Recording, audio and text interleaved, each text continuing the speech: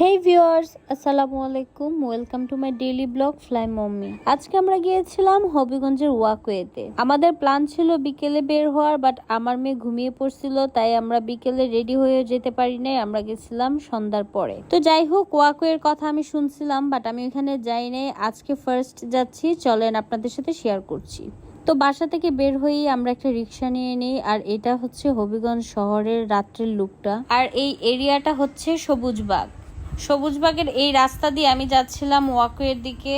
তো ওয়াকওয়েটা পড়ছে তিনকুনা পুকুর পাড়। তো চলেন গাইজ, এখন দেখাচ্ছি আপনাদের ওয়াকওয়ের ভেতরটা।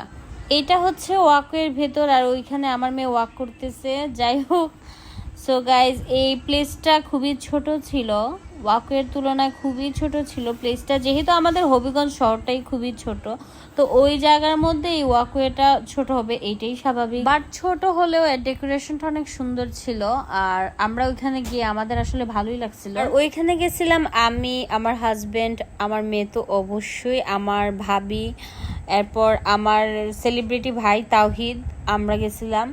আর ইতুন যায় নাই, সো আমরা ইতুনকে খুবই মিস করছিলাম। আর ওইদিকে আমরা কিছু ফটোশুট করছিলাম। অন্ধকারে ছবিগুলো তেমন ভালো আসে না, এরপরও আমরা চেষ্টা করছি। যাই হোক গাইজ, আজকের ওয়েদারটা ভালো ছিল। তো ওইখানে যাওয়ার পরে অনেক বাতাস ছিল, ঠান্ডা বাতাস, তো ভালোই লাগছিল।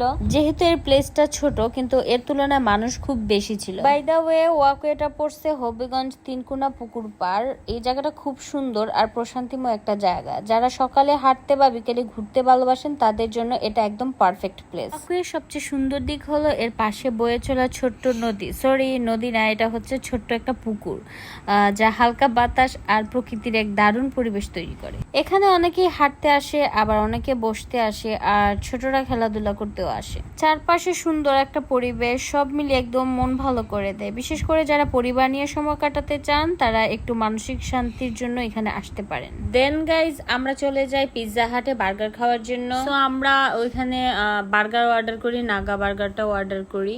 দেন আমরা ইতুনকে ফোন করি, তো সে চলে আসে খাওয়ার জন্য। কিন্তু ওর মুড আজকে টোটালি অফ ছিল, কি কারণে সেটা আমরা কেউই জানি না।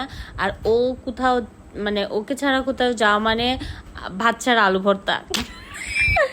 তো যাই হোক গাইজ, ইতুন ওইখানে গিয়ে কোনো বার্গার টার্গার কিছু খাই নাই, সে জাস্ট একটা কোল্ড কফি নিছিল ওর মনটা কোল্ড করার জন্য।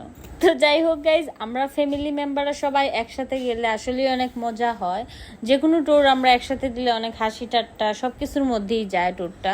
আর ব্লগ করার পর থেকে আমি যেখানেই যাই মোবাইল হাতে নিয়ে ভিডিও করা শুরু করে দিই। তো যাই হোক, ফাইনালি আমাদের বার্গার চলে আসছে।